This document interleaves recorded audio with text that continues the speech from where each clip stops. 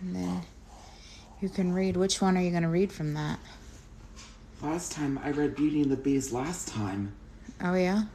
So this time I'm going to be reading Snow White and the Seven Dwarfs, my favorite. That's your favorite. I'm very surprised you didn't read that the last time as the first one. I have read this story before. Is it good? It's magical. It's magical? I believe you. I know everyone will be excited to hear you read. Snow White is always my favorite Disney princess. And you don't know why? I just love her skin white as snow and hair black as ebony and lips red as the rose. Mm-hmm. She's beautiful. And she has a lovely voice. Adriana Caselotti is the voice of Snow White. And then for video games, Mary Kay Bergman, and then Carolyn Gardner. Really? Mary Kay Bergman? I didn't know that. Adriana Caselotti and Mary Kay Bergman are dead. Oh, wow. Okay, that's a bummer. And then for Sophia the First, Katie Von Till voiced Snow White. And then for Ralph Burke's The Internet, Pamela Ribbon. Oh, well, you know all that. All right, well, you can tell everybody about the story. They're here. They're ready for you to read. So I'm going to be reading Snow White and the Seven Dwarfs. Don't forget to show the pictures. One day, a beautiful girl named Snow White met a handsome prince. They were drawn to each other right away. But Snow White's stepmother, the evil queen, was jealous of Snow White's beauty and charm. So she commanded a huntsman to get rid of Snow White. Oh my goodness. Oh, wow. The evil queen is my favorite Disney villain. And I know the evil queen does have a name. It's Grimhilda. Who was her voice? Lucilla Verne. Okay. Snow White had to get away from the evil queen. Scared and alone, she ran into the forest. She soon came upon a cottage. I know who lives in that cottage, the Seven Dwarfs. Are you sure? I know it. Mm. Inside the cottage lived 7 dwarfs. Doc, bashful, sleepy, grumpy, sneezy, happy, and dopey. The dwarfs adored their new friend. She was kind and liked to laugh with them. They asked her to stay with them, which she did. But when the evil queen found out that the huntsman had not gotten rid of Snow White, she was angry. She sure was. She transformed herself into an old woman and gave Snow White a poisoned apple. As soon as Snow White took a bite, she fell to the floor. Only love's first kiss could break the spell. Mm-hmm. Love's first kiss. Same for Sleeping Beauty. When the dwarfs saw what had happened to Snow White, they chased the queen. Lightning struck, causing her to fall off a cliff and disappear forever. But still, the spell did not break. It certainly did not. Time passed day after day. The dwarfs kept watch over Snow White in the forest. Oh, they're doing a good job. When the prince finally arrived, the dwarfs were overjoyed. With his kiss, Snow White awoke. Together at last, Snow White and her prince lived happily ever after. The end. Aww. Can you imagine a magical kiss that awakened a sleeping beauty? I can't imagine that. Next, I'm going to be reading Alice in Wonderland. Ooh, who wrote this story? This one looks different. It's much shorter, but it's not long like any novels. Oh, it's not like a novel? Okay. But it's so short. Once upon a time, a little girl named Alice was sitting under a tree when she saw a white rabbit go by. He wore a jacket and watch chain, and when she heard him speak, Alice followed him down a rabbit hole. Oh, look at him in a jacket. She felt herself falling down. When she landed, Alice found a bottle that said, "Drink me," so she did. Ooh. That bottle. Alice found she was growing smaller and smaller until she was the size of one of her dolls. She ate a piece of cake that said, "Eat me," and now she grew taller than anyone she had ever seen. Alice soon found her way into a beautiful garden. She would meet all sorts of strange creatures there. Oh, I imagine she did. I imagine she did. Look at that cake. It looks delicious. It does. Alice soon found herself swimming in a large pool with lots of odd birds. When they got out, the dodo bird suggested they have a race in order to dry off. Alice thought a race without rules was very strange, especially when everyone in it was declared a winner. Everyone was a winner. I can't imagine that. Me either. Alice had to give each of the birds a piece of candy, and for her prize, they gave her back her own thimble. Alice met a blue caterpillar that could talk quite easily, except that the caterpillar was so hard to understand. I can't imagine the caterpillar would be hard to understand. But when he told Alice to eat a bit of mushroom, she found herself getting taller than the trees. Oop! Oh, very tall. I can't imagine such a thing. That's scary. Eating from one side of the mushroom made her taller. Eating from the other made her smaller. By nibbling carefully, Alice could be any size she wanted, even like her own real self. Then she met a duchess whose cook used too much pepper and made everybody sneeze. That's what happens Oh my. when one puts too much pepper in soup. Everyone sneezes. The Duchess gave Alice her baby, but it was really a little pig. It certainly was a pig. Oh no.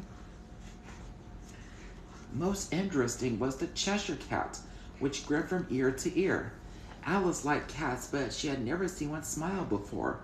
But before Alice could get directions from it, the cat disappeared, leaving only its grin smiling down from the tree at her. The cat did say something about the Mad Hatter's tea party, thought Alice. Perhaps I'll find that next. And so she did. I bet she did. That cat looks happy.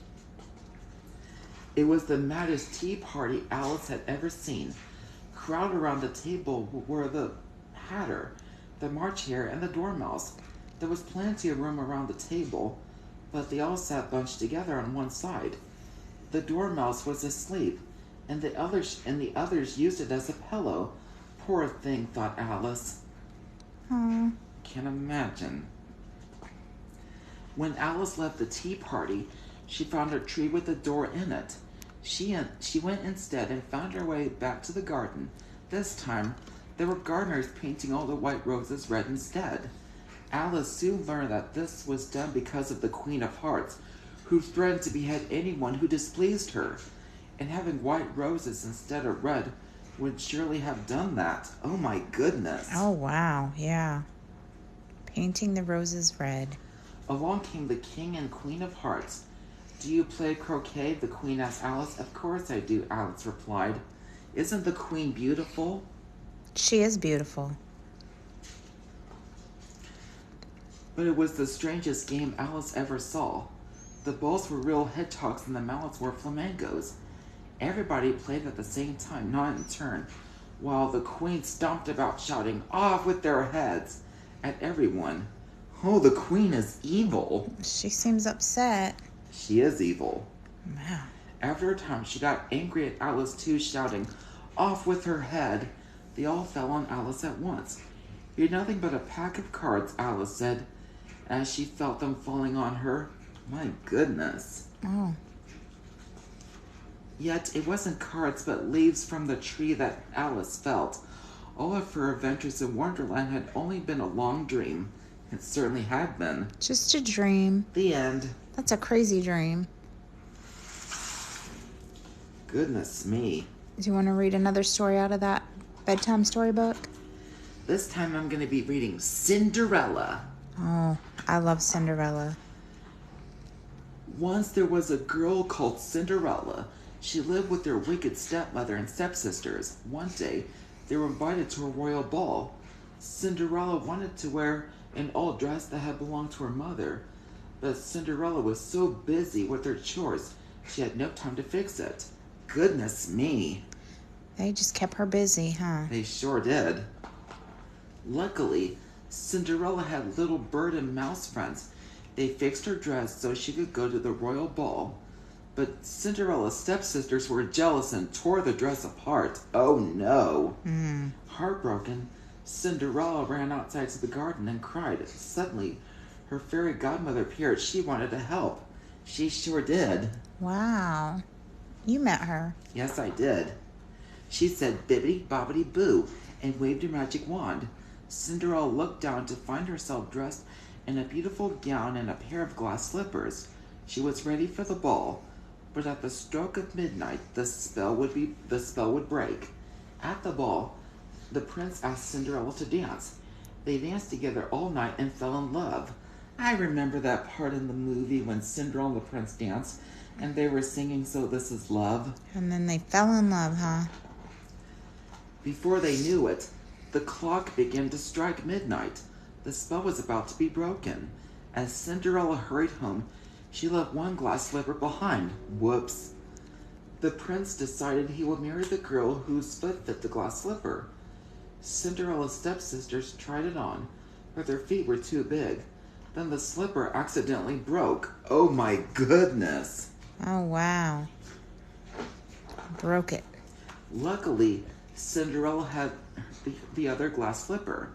Soon, Cinderella and the prince were married, and they lived happily ever after. The end. Wow, that's a good ending. It sure was a good ending. You can't imagine that when Anastasia and Drizella tried on the slipper, it didn't fit them. It's only allowed to fit one princess, huh? The evil queen sure didn't treat Snow White like a princess. Snow White had always been a true princess, even though the queen didn't treat her like one. Lady Tremaine wasn't too nice to Cinderella. No. A lot of these stepmothers aren't too nice, are they? In fairy tales, stepmothers aren't nice. That's unfortunate. Can you believe that tomorrow will be the 11th anniversary of Tangled? No, I can't believe that. And then after that, it'll be the 29th anniversary of Aladdin. Unbelievable. Unbelievable. It is something, all right. It is. What are we doing tomorrow? We are gonna do Christmas shopping and go out for dinner. And see Encanto. That's right. Where are you going to dinner at? Barrel of Crackers, as you call. The old barrel of crackers. As you call Cracker Barrel, the barrel of crackers. Yep. What are you going to get there? We're both going to have the holiday dinner. I am? We both are. I didn't know I was having the holiday dinner. I thought just you were having it. Us, too. Oh, okay. All right. Well, we'll both have it then. You said so yourself. I didn't remember saying that. But I'll eat that with you. No problem. Sure you will. Absolutely. You certainly will. We'll have some coffee. We sure will. Do you want to read another story? See what else I can find. Well, hurry up. Everybody's waiting on you.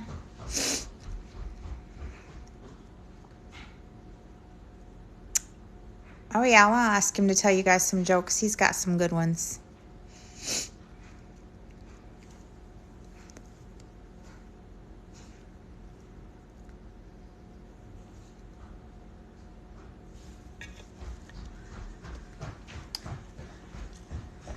Oh, what did you get? Oh. I'm going to be reading Disney Countdown to Christmas, a story a day. Now, there are some stories in this book I haven't even read yet. Well, read away. Everyone would love to hear you. Oh, this one's called Beauty and the Beast, Present Problems.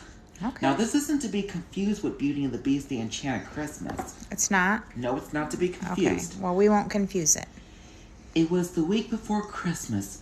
Belle had almost finished gathering presents for her new friends in the Beast Castle, but she had a problem. She couldn't decide what to get the Beast. She wanted to give him the perfect gift, but what? Belle went to the kitchen for Mrs. Potts' advice. She told Mrs. Potts about her problem, but the teapot was busy preparing for the largest Christmas feast. I think he needs a new brush, Mrs. Potts suggested, and then rushed off. Belle wasn't so sure. A brush might be practical, but it wasn't very special. Maybe Cogsworth would have a better idea. Belle raced up to the great hall where Cogsworth was busy hanging holiday decorations. He wasn't much help either. I think that repairs to the stable are in order, Cogsworth suggested. He's neglected them for far too long. I'll organize it right away. You're right, Cogsworth, Belle said. The stables could use some work, but it's far too cold to do that in winter. But I'm not sure that would exactly be a gift to the beast, but it sounds like a great idea for the spring. Yes, of course. More time for planning, Cogsworth said as he hustled away to start making plans. Finally, Belle went to ask Lumiere's advice. The candelabrum was busy practicing a new song for Christmas Day. Lumiere, I need a present for the beast. Do you have any ideas? Belle asked. I think you should paint him a grand portrait. We need more portraits in the castle, Lumiere said. But Belle wasn't very good at painting, and she didn't think the beast would sit still long enough for her to paint a picture of him. Belle was discouraged. She went to the library to think. The beast had given her the room as a gift. She loved exploring it, looking for new stories to read. Belle climbed a ladder to a shelf at the very, very top of the library. She had never been up there before, and the books were covered with dust and cobwebs. Belle wiped away the grime from the spines of the books and began to smile. She knew just what to give the beast. On Christmas morning, Belle handed the beast a small present. Merry Christmas, she said. I hope you like it. The beast gently opened the gift to reveal a book. It's my favorite book, Belle told him. I found it hidden away and forgotten in the library. I thought you might enjoy it. The beast smiled and held the book close. Then he handed it back to Belle. Will you read it to me? He asked. Belle smiled, and the two settled down in front of a cozy fire in the library, where they spent the rest of the day reading the new book. The end, Belle said, finishing the story. The beast smiled. Belle, this was the best Christmas present I ever received. Will you read it again? The end. Aww. Isn't Belle beautiful? She is. Do we know what the book was about? Present problems when Belle couldn't figure out what to give the beast as a Christmas present. Yeah, do we know what book she gave him? I don't know for sure what it could have been. I'm glad she didn't get him a hairbrush. Yeah, I knew that. You just can't imagine that the beast just couldn't get a hairbrush. She did a better job. She sure did. With a book. You would love a book for Christmas, wouldn't you? Yes, I would. You love to read, just like Belle. Yes, Belle loves to read, just like me. Okay, some people would like to hear some of your jokes. You want to tell them about why would Snow White make a good judge? Because she's the fairest in the land. What did Snow White say when she dropped her for film? Someday my prince will come. Oh, that was a funny one. I get it. Who went to the dentist? Tell that joke. Why did the pie go to the dentist? Because it needed a filling. That's a good one. What is a ghost's favorite cake? Ice cream cake. Yum. Why do bananas wear sunscreen? Because they peel. That's a good one. Why did the monkey fall off the tree? No, that's not a funny one. Because it was dead. That's terrible. That's what Trudy told in the Proud Family. Trudy from the Proud Family? Oh. I can't imagine such a thing. Me either. Nope, me either. Graciousness sakes. That's right. All right. Well, we're going to let everyone go. Thanks for joining us. I hope to read again tomorrow. You will. We'll see you all tomorrow. See you tomorrow.